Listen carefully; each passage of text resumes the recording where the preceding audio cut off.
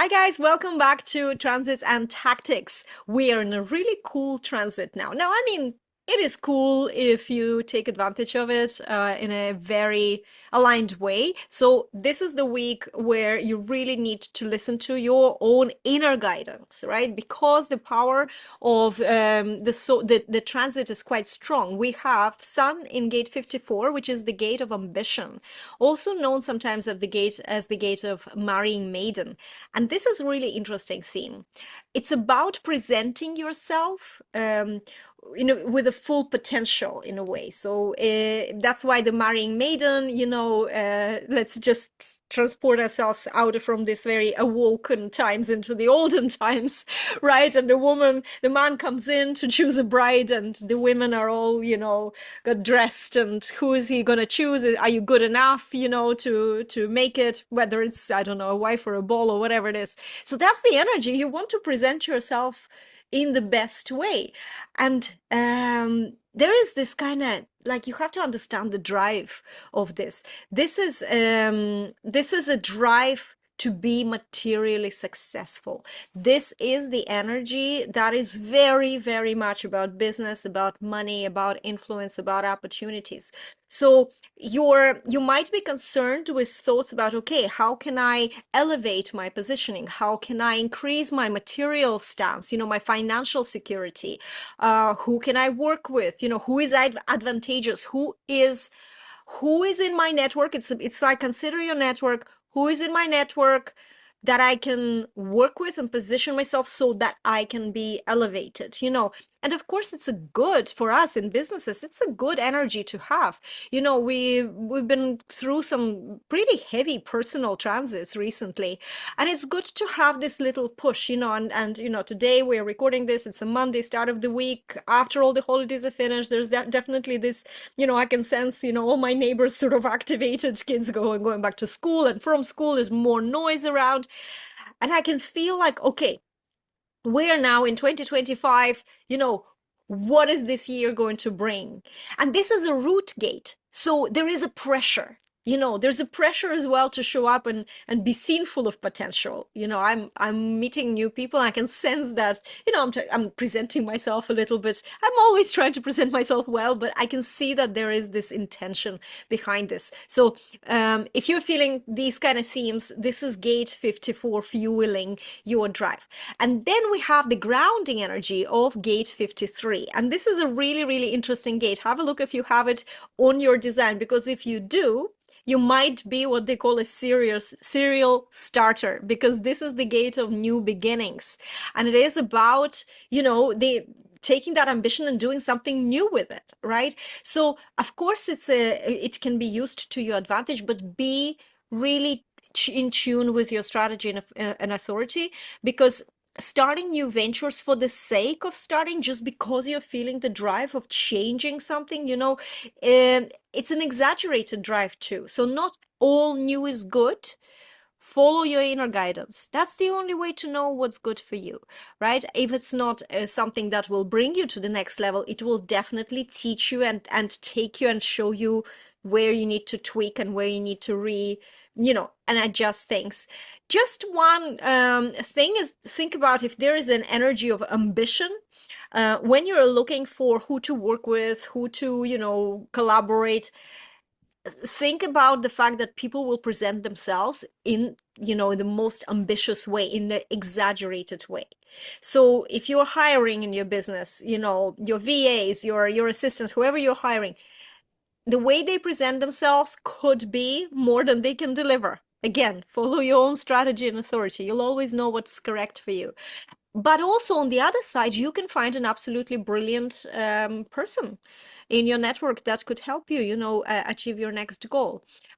Just being aware, I think, of this energies really, really help. And this is why we're doing this series. This is why we do what we do. And another very interesting thing as well is that you have this drive with a 54, and it's like limitless, almost, illogical drive. If you have a harmonious gate 32 and you have the channel of transformation, what this 32 brings is the intuition and, in a way, more conservative approach. So it can ground the 54's ambition with the intuition to know what to follow that is of value, that is, truly aligned, or or not. So you have to be very careful with, because it's all about support. You just have to be very careful that things that presented to you, as I said, they're not exaggerated, that you're using your intuition, that you're using your inner guidance, so you're not dragged into somewhere, because this can happen. Everyone's ambitious now. You could be in a situation where you didn't follow your inner guidance, where somebody else can keep you, you know at a lower level of income, of opportunities, because their ambitions are driving them in a certain way, to maybe promise you the world, but to keep you lower as well. All these themes are there, so up to you how to make your decisions. I think I personally feel really good in this couple of days of this transit.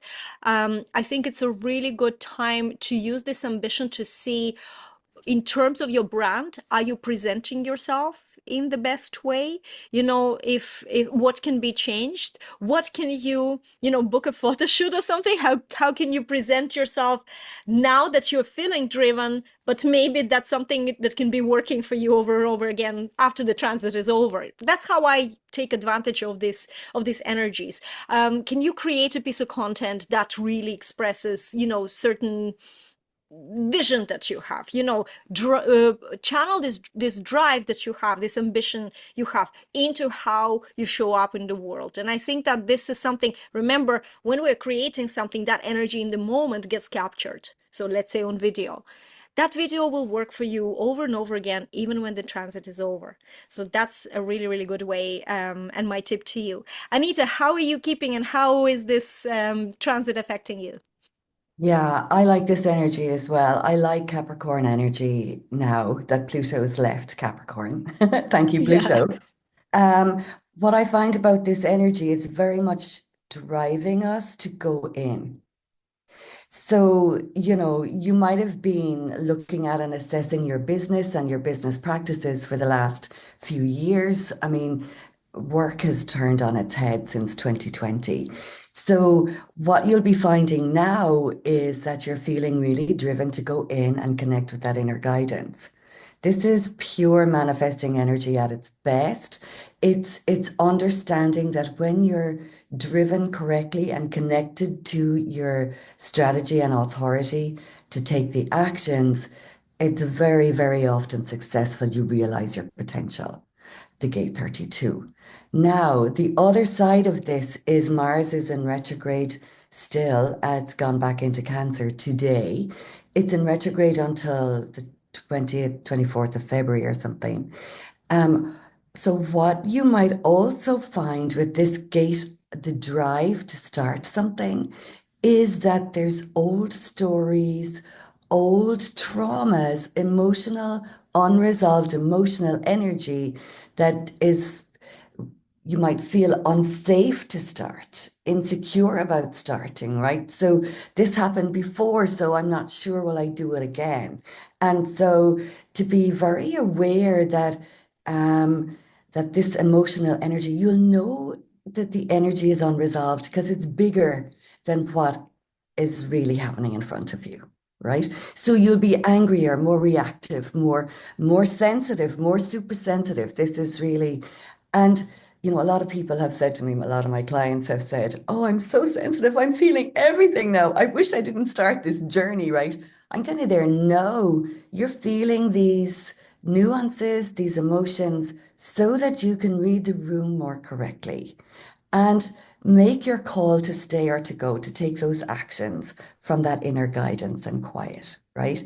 So the whole surrounding energy is about getting still within, understanding that start, that divinely guided or intuitively guided, confirmed with your decision start, is usually very successful.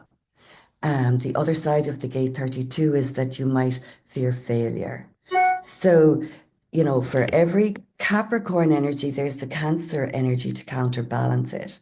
So if you're feeling insecure, if you're suddenly remembering old work setups where you were hurt, maybe constructively dismissed or unfairly dismissed, Now is the time to resolve those emotions around it because it means your starts this year will be really intentional and really powerful. So it's just to be aware of that energy because I'm listening to the astrologers talking about this and the human design, and they're saying you might find the first 6 months a bit, up and down. And when they're saying it that mildly, I'm kind of there, be aware. It won't be just you feeling more reactive, maybe saying something quicker than you need to, or taking action quicker than you need to. It'll be other people as well. And there you might be experiencing the insecurities, of course, will bring up control games. They'll bring up perfectionism. They'll bring up comparisonitis. So my advice for the next 6 months of 2025 is to, yes, pay attention to what's going on outside of you, but really use it to inform your inner process, not define it. Stop looking for ideas from other people. Start going within. Start connecting with that inner guidance because, and this is why I've started working with the angels again. These are quite volatile energies. You can use your divine connections to maintain that frequency of manifesting while you're doing the human thing. And it's just realizing when Elizabeth Peru said, you'll be up and down, rolling, endings and beginnings daily. That's saying a lot. That's saying a lot from her, as far as I'm concerned, because she's so um, potentially, she's so keen to keep everything positive. But sometimes you need to face things the way they need to be looked at. And also, one more thing is you might find your BS-ometer is at in negative numbers, right? So this is what I love about this energy because this is what's going to happen over the next 6 months. We're going to start seeing clearly who's bullshitting us and who isn't. And we won't have the same tolerance. We won't be able to say, ah, yeah, yeah, and smile nicely and kind of go, yeah, whatever you say. We literally be challenged to zip it and just know inside they're bullshitting me. I'm going to take a different action or ask a different question here because I can tell straight away that Mhm. this, or tell them to what we say in Ireland, cop on, no, that won't work. And cut it at the quick before it grows or snowballs into something that is not win-win for you. All right. So That's right. so this is a super energy, and I have this 53 starting energy where just make your starts deliberate. This is super manifesting, but you need to be very grounded, very centered, and very deliberate in what you're So doing. do I actually. I have it both. It's both unconscious and unconscious. And it's interesting because this energy is sort of like, okay, let's do something. You know, Mm, my action, my sense in the human design variable sense is action as well. But I do think that this is really connected. So yeah, there's always like, okay, let's do something about it. Let's start something. But at the same time, there is a lot of struggling with starting. So this is when we're hearing about this new beginnings, right?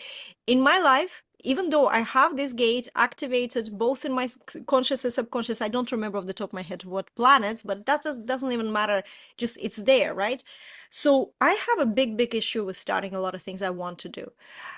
My biggest, most successful offer I have in my business that kind of like elevated my business in the best direction was on the shelf for a year, outlined, brainstormed, outlined, and just sitting and waiting. Because the starting, even though you have this gate, even though you have this starting energy, sometimes can be very, very difficult. And this week, I think that we will also feel sometimes we will want to jump into things and start something new, but that other thing that creates the difficulty with starting could be there mm. too. And it's really, That's Yeah, that's a really good point because I have this starter energy as well. And part of this is realizing that partnership might be good for you in business. That you might start and write down the idea, but get someone else to post it for you, to complete it for you. So you can manage how to complete what you've started. I've literally had to train myself to complete what you've started. Get smart about how to complete things. And I had a really good example with a client of mine who she had all the ideas about the posts and she'd be get up in the morning and she'd want to do the post and she'd be there, she'd be thinking about it and she'd be overthinking it and she'd be thinking about it. By 6 o'clock, she's going, oh, it's too late to post now. Yeah, but So it's too she, much thinking. You have to yeah, post as yeah. you are. When you're activated, go post. Don't wait. Exactly. So you're a natural starter. What you might find is that when you're given project management work to finish things, you're not that good. Yeah, So get the starter jobs, get the jobs that mean that you're setting up the process, doing the planning, getting things together, and hand it over to the person who's the natural finisher, who has the gate 42. It's really interesting to see how that goes. Um, but yeah, I do find that the starting is it's it's an actual skill set. it's true. It's true. But again, just because one thing when we were talking about this, and I'm thinking, just because you have something, or if you don't have something, doesn't mean you can't do this. Because you just said something, Anita. You said well, you can learn the skill of finishing, right? Because there's also acquired skills. You might not have, for example, a gate of finishing in your design, but you can learn to do it and you can still, there's things we need to finish in life, right? We can't, just because both of us have this gate activated, that doesn't mean that everything can be unfinished now. So it's about the discipline, and the discipline is not about your design, guys. Everybody's like coming to the human design or astrology or anywhere angels, and they're like, oh, where do I get the discipline? Where's in my chart says that I'm not disciplined, so I can just like make it an excuse? Well, there isn't such thing, right? It's up to you. We're here right now in this energy of ambition, but it is up to you to have the discipline to follow through, whether you have the drive right now, or sometimes when you don't have the drive. It's also the discipline to do this, what I call the donkey work, that just keeps things moving. I want to mention something that you brought up, Elizabeth Peru, who I find she's an intuitive guide, guys. If you don't know her, you can look on Facebook, for example. She has a lot of presence, or YouTube. Elizabeth Peru, an intuitive guide from Perth, Australia, and we follow her. We both follow her. She was talking about, as she always does, about the new year. I actually wrote down on my big blackboard. I wrote down something that she said about 2025, and I want to share it with you because it corresponds with what Anita was saying earlier. Um, be inspired for yourself. Be inspired out of yourself. This is the year to bring your attention from others, where it's going to go, and that's your perfectionism, that's your comparisitis, that's all these things. When the attention is on the others, and I already see every day that yes, the attention is going on the others. You want to correct them, you want to, bring it back in. You need to be inspired with yourself, within yourself, and it's your responsibility to find that inspiration. It's not up to anyone else or anything else in the world to inspire you. It's your responsibility. But it takes, this is the discipline, right? It takes your decision to go and read something, listen to something, find how can you reignite yourself? How can you find that place of inspiration? Then you can create, then you can become magnetic, then you can attract people, then you will attract great opportunities to yourself. So yes, this is an interesting year where, guys, we're like a quarter into this century already. Wow.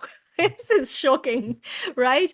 But it's going to be a different energy. And, every time the new year starts and we're listening to this forecast, I don't know about you, but I do. I always feel like hopeful. Last year, I was like, oh, the energy of the eighth universal year is going to be like a lot of balance. I was like, yeah, balance is great.